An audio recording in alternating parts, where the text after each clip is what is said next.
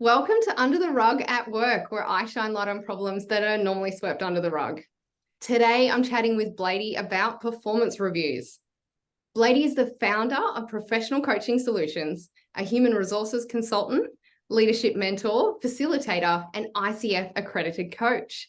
Thank you so much for joining me, Blyde. I really appreciate your time. Thank you so much for having me. I'm so grateful to be part of this community, Nicole.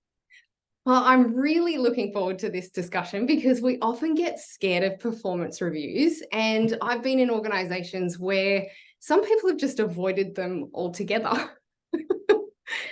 And you get the reminder from those powers above to say that you've got to do this, and it's just a simple checkbox, or it's well, yeah, we kind of had it, so they tick and flick. But why do people avoid them? Why aren't they loved by people? Well, I think you already nailed it.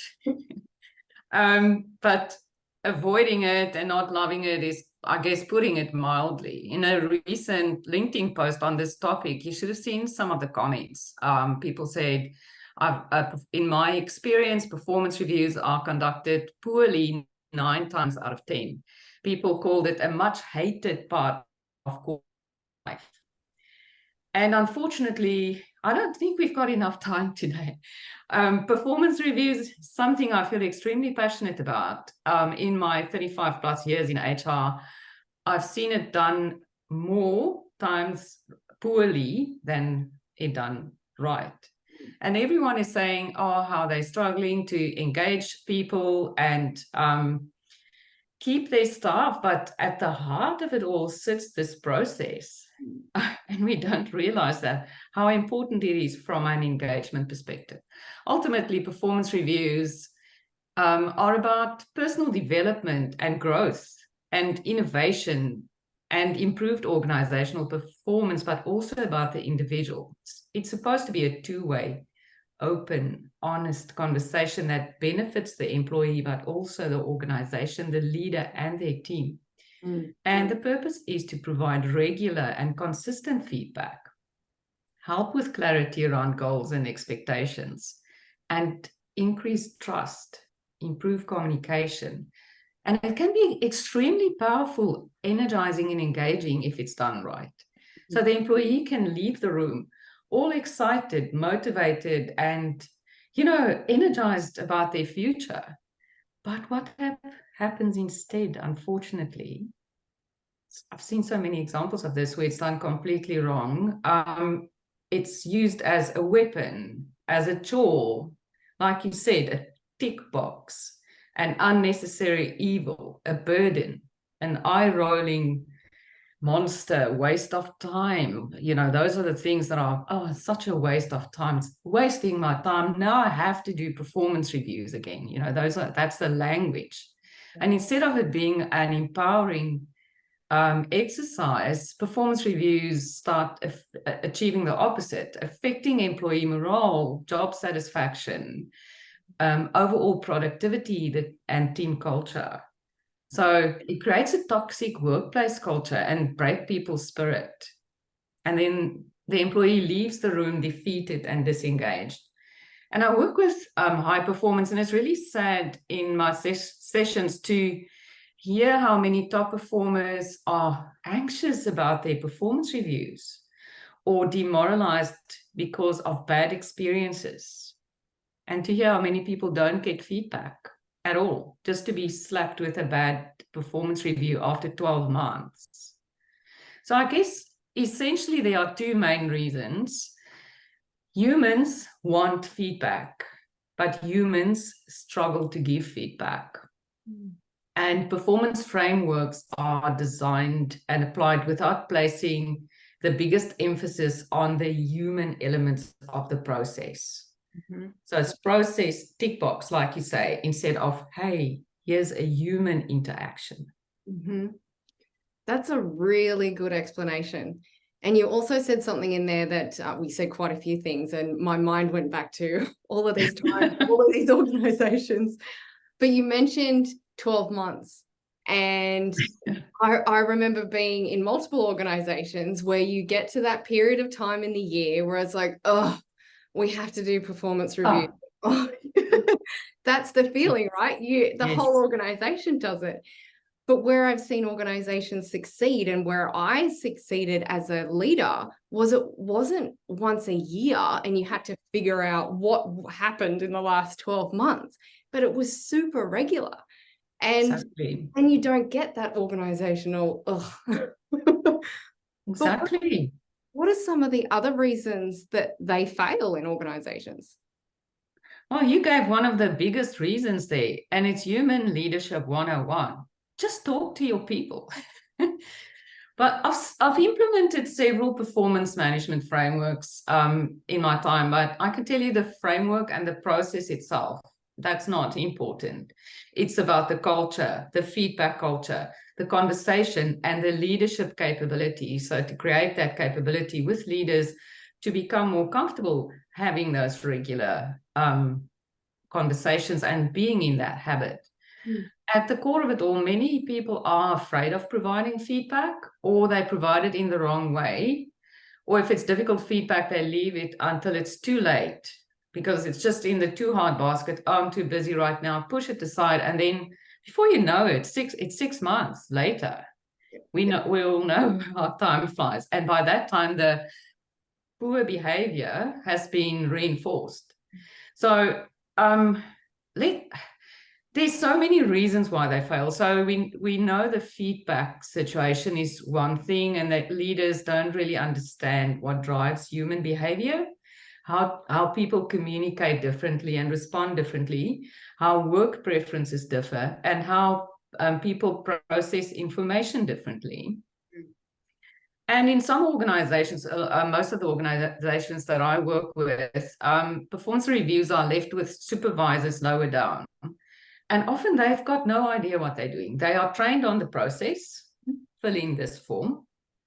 That's it. Breaks my heart.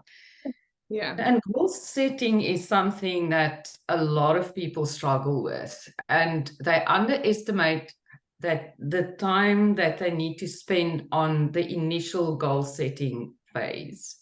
It's often done so quickly, so the goal setting phase itself is just rushed.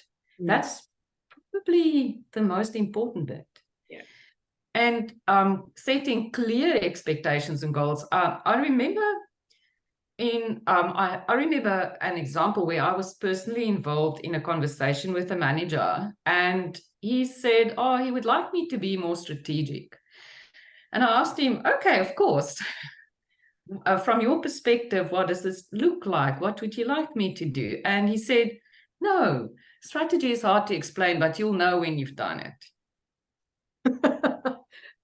Setting you up for success.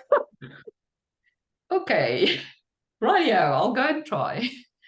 And obviously we need to enable both leaders and the employees to be comfortable with feedback techniques, so that they can both give and receive, because it's a two-way process, and both understand how to switch off their fight or flight so that they can be really present in that conversation.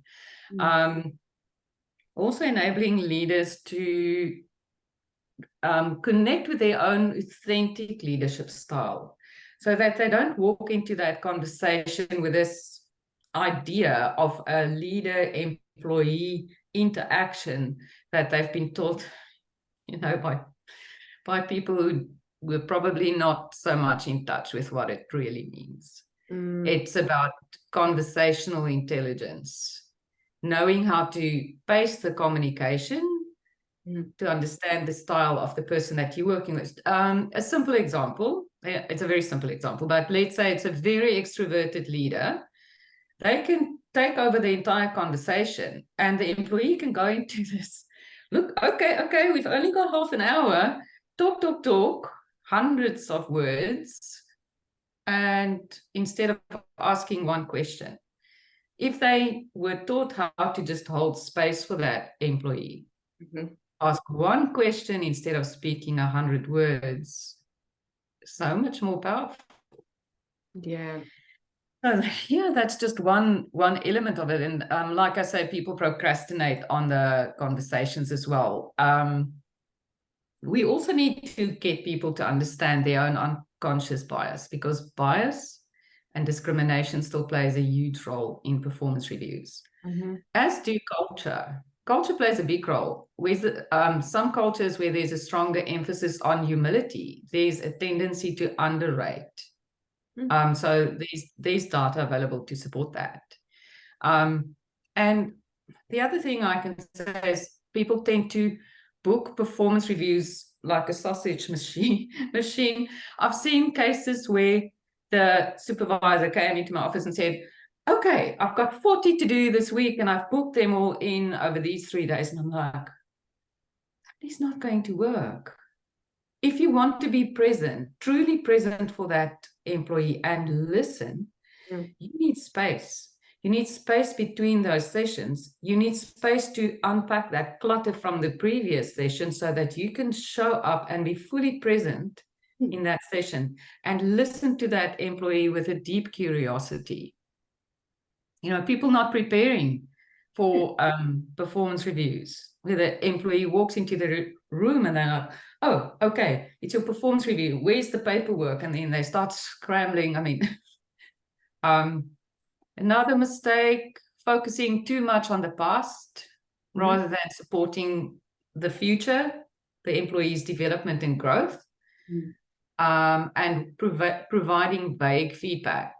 Ross Laraway says, the more difficult the message, the less clear we become.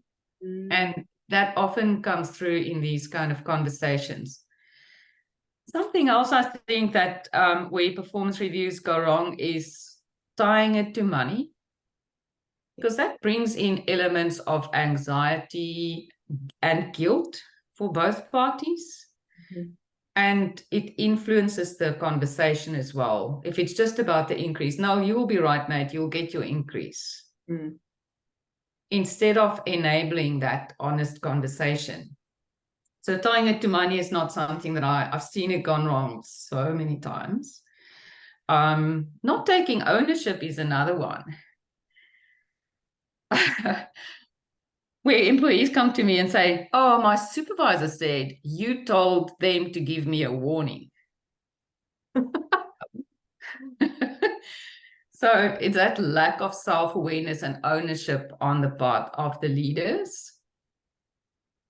And if there's a rigid system that forces rankings, so I've worked in many organizations where the bell curve was forced. So if they expected, okay, yes, organizational performance needs to look like a bell curve and we'll moderate it up or down. So then you have people who are in a performance review and it seems to be going well, but then it's moderated down. You know, it's just, if it's all about the bell curve, it is not achieving what it's supposed to be achieving. Also, if it's using a standard template for all employees, that's not relevant to their job, and they go into this conversation like, what are we even talking about? And including self-assessments obviously is a big thing. It's often not done. So, and that's a powerful element of feedback. And then there's using performance reviews as a weapon, which I can talk about for a long time. Yeah, I'm familiar with that. I think a lot of listeners would be as well. And you can definitely tell your breadth of experience with so many reasons that they fail. And yeah, as you were speaking, I could only nod and agree. Like, I can put myself back into situations and organizations where exactly that happened. And yeah, how do you show the person that's in front of you that you care if there's no preparation?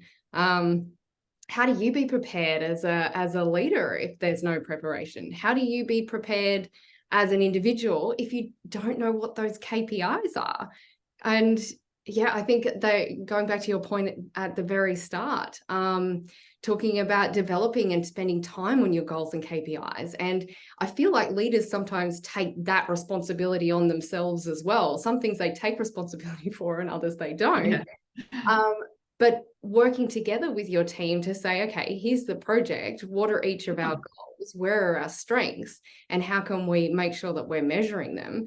Means that there will be more chance for success and being able to say, okay, well, I did succeed here. It wasn't a vague, be strategic request.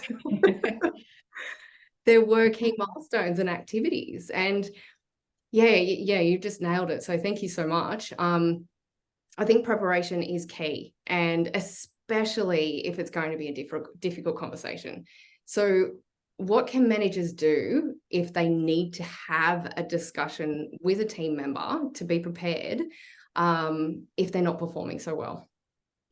So I dedicate a whole module in my leadership program about on difficult conversations, and it is a technique where you also have to learn how to create a rapport with each other and frame it correctly, and you know, a whole lot of other things. But I think my philosophy is that no one shows up at work with the intention to win the poor performer award of the day. No one just wants to be useless, right? There's something underneath the surface. And as leaders, it's our obligation to find out what's preventing this employee from performing at their best. Leaders, first of all, need to be willing to walk into that conversation, not with judgment, but with curiosity. And it also requires deep introspection from yourself as a leader, and the ability to ask, what obstacles have been standing in your way of meeting your goals? What can I do to help you remove those obstacles? In which ways have I been the obstacle? So that puts another spin on it. Yeah. Well, so they need to reflect deeply on the role that they might have played, or there may be other circumstances such as a personal life, broken confidence, you know, mental health, obviously, neurological challenges that are playing a role. And we need to also have the courage to allow failures. You know, there's not, okay, you didn't go well. What did we learn from this? How did we grow? Instead of slapping them, oh, you didn't achieve this objective. Because if people are scared of not meeting their targets, they will never be innovative. Without permission to fail, innovation will die. I'm not a fan of shooting rockets up into the sky, but can you imagine if SpaceX just said, oh, well, after the first rocket failed, we're not going to try again? Yeah. And so many organizations say that we are okay with failure and we fail forward and we do this and we do that. And then when it comes down to it, no, they don't. There's consequences for people who fail small or fail big. And that's what makes people afraid. Exactly. Yeah. So how can we make them more enjoyable and seen as a useful tool by both people involved? So they're making performance reviews enjoyable. Obviously, if the leader shows up in that headspace and with the curiosity and with that right mindset, it's already more enjoyable. So that's the big start. And providing a process that's easy and streamlined and automated so that it's not about the process. The process needs to be a facilitator, just a nudge, because people get busy and sometimes they forget to have sort of the interim check-ins and things like that. It doesn't come naturally to everyone. So if there's a nudge in the process, that's good. Coaching the leaders to help them with transformation that will enable them to develop conversational intelligence so that they can step outside of their own ego and listen deeply and provide more powerful feedback. I think we spoke about that already. But also then training staff on how to solicit feedback and to provide feedback to their leaders. So that continuous feedback loop is extremely powerful, and enabling staff to self-assess in a way that creates a powerful experience of growth and opportunity.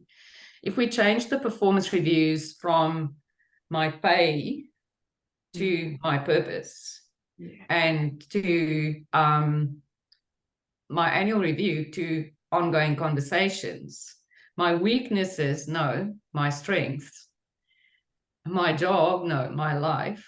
So it's all about shifting that whole paradigm, then it can be a much more enjoyable experience. I love that. From my pay to my purpose. That's brilliant. And people want to achieve. They want to know that they're being successful in the role that they've applied for or the role that they're doing. And I know that if I needed some shifting or shuffling, or if I'm doing the wrong thing, I'd want to know. Right? So holding back and not saying, hey, can you do it this way instead of that way? Or what's the reason you're doing X, Y, and Z? Then it doesn't create a win for anyone. So yeah, that was brilliant. I loved that. Thank you. I believe we'll probably have some listeners here who need to book in their performance reviews or may not have done one for a while. What's your advice to them? So to think about that paradigm shift that we spoke about first is important. People want to be part of something big.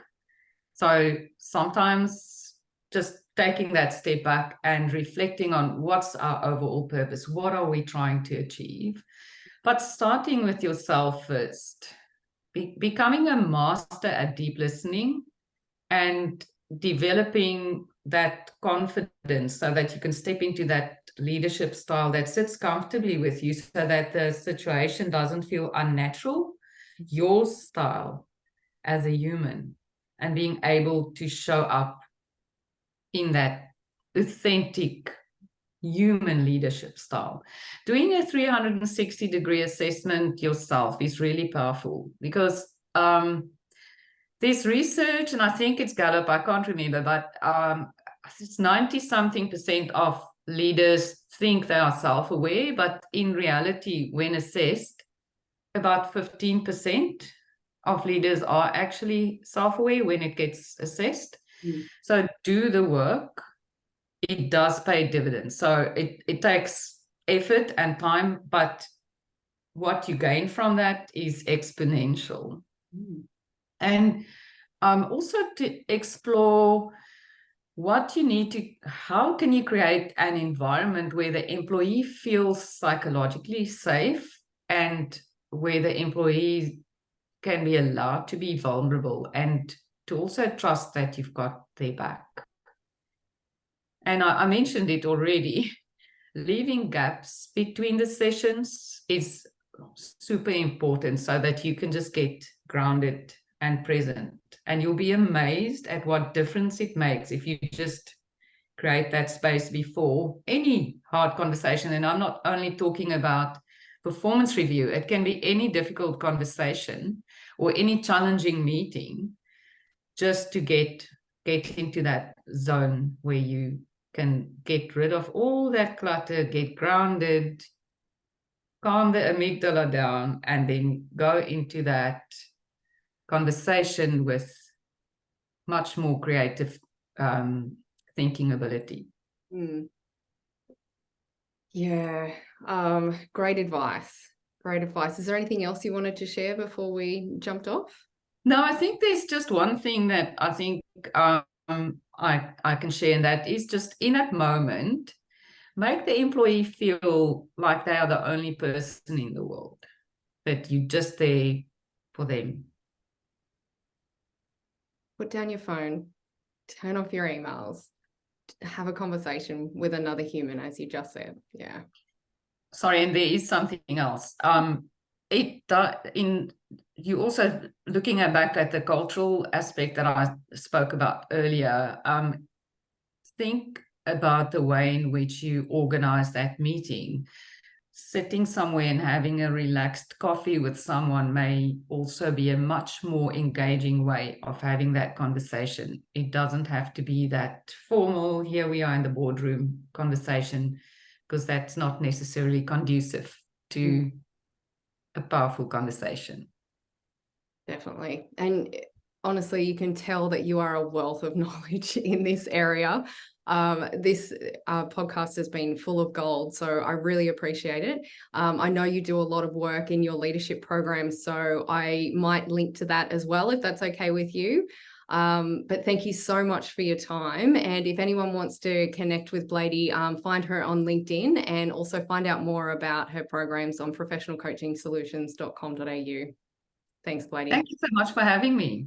You're welcome.